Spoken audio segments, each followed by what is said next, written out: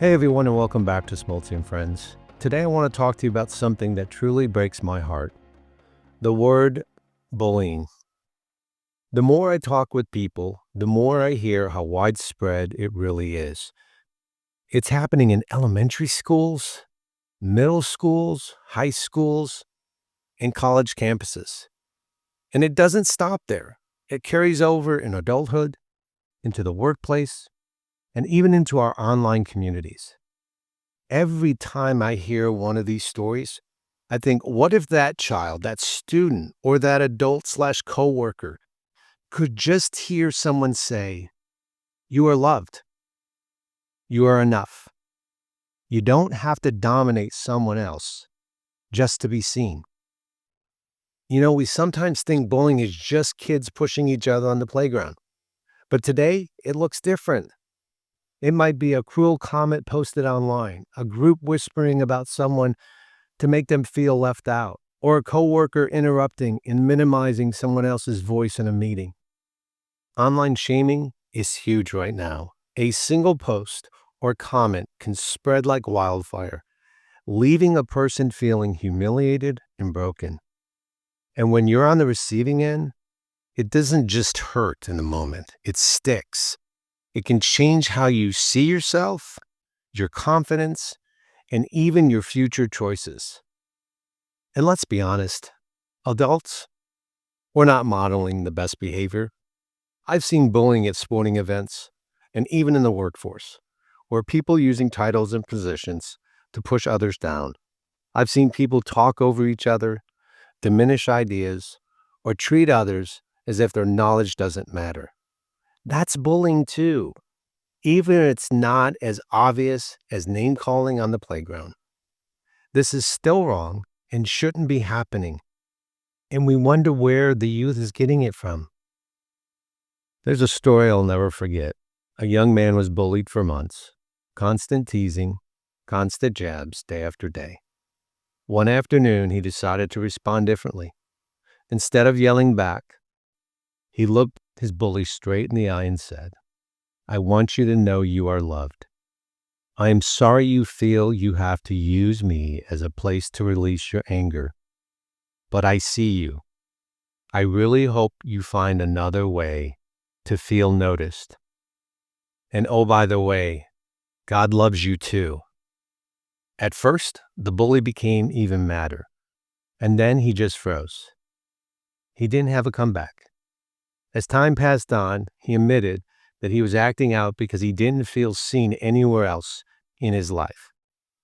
That simple response, firm but compassionate, was the first time someone spoke to his pain instead of just reacting to his behavior. And you know what? Things started to change after that. It didn't fix everything overnight, but that bully eventually stopped targeting him because the cycle had been broken by compassion instead of more anger. That's powerful.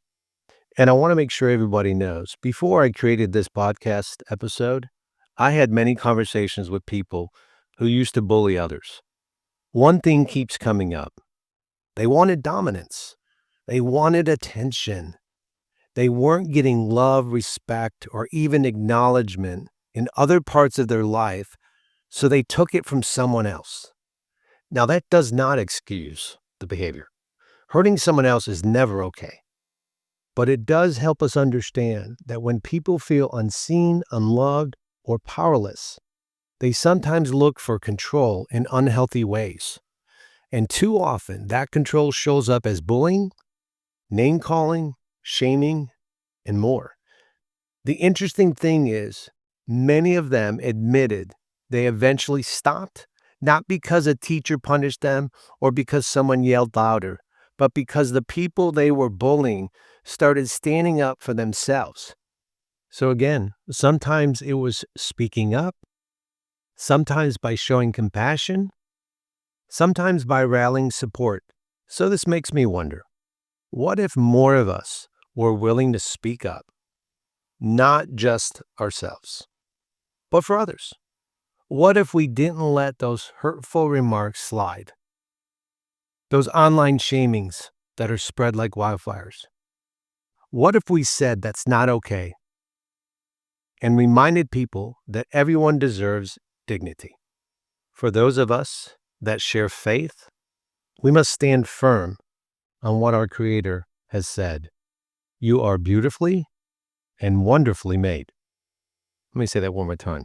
You are beautifully and wonderfully made. Please know this truth is so important to remember and to share with others that treat you and I wrong. They must know they are part of the view by our Creator, and not just some people, not just the popular kids, not just the loud voices in the room, everyone. That means the person being bullied is worthy. That also means even the bully has worth. Sometimes the hardest part to remember is that the person causing pain is also hurting. But it doesn't change the truth. They too are beautifully and wonderfully made. If we could live from that truth, if we could teach our children that truth, how different would our schools, our workplace, our communities look, and even our world? So here's my encouragement and my prayer for us today. Stay alert. If you see something, say something. If you're being bullied, stand up for yourself. And if things escalate, don't be afraid to get help. If you see someone else being bullied, don't stay silent.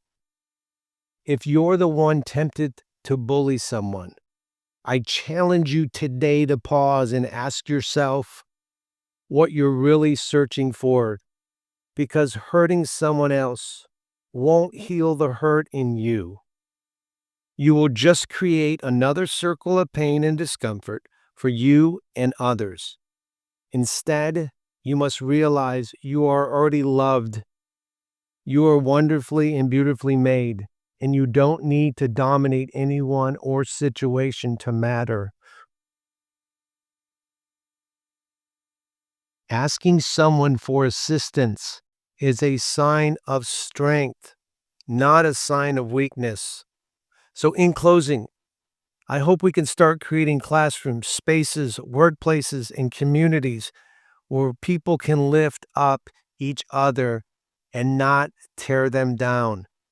We don't need any more communities where the loudest person shouting is in power. Please know I am not minimizing bullying in any way. I know it's much worse for others, but I am just taking the first step and shining more light on it. And if you have been or are still being bullied, I am sorry, and please talk with someone so they can assist you. And if you are the one bullying people, please know that you are loved, even though we don't know each other, and that Christ loves you too. Please turn your anger and your bullying into something good for the world and the people around you. This bullying status you have created or was created by your actions doesn't define you and who you are.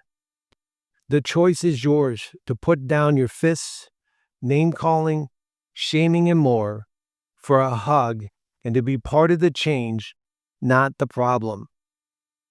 I would like to thank you for spending this extra time with me today on this very growing and concerning topic. Please remember, there are websites for people that can help you right now. If you see something, please say something. Your action could save several lives. Until next time, stay kind, stay strong, stay aware, and remember, you are beautifully and wonderfully made, and so is the person you are bullying.